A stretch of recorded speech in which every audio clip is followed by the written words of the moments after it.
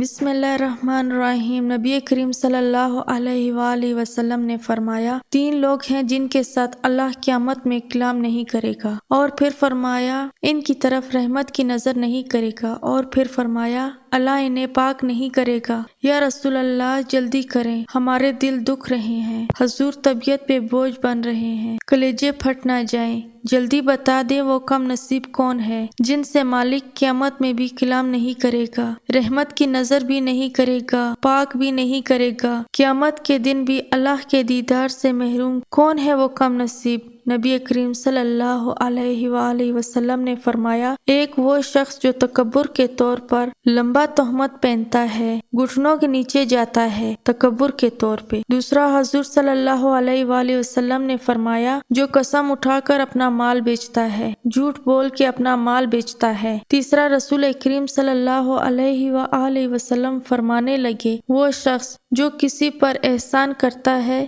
پھر اسے جتلاتا ہے۔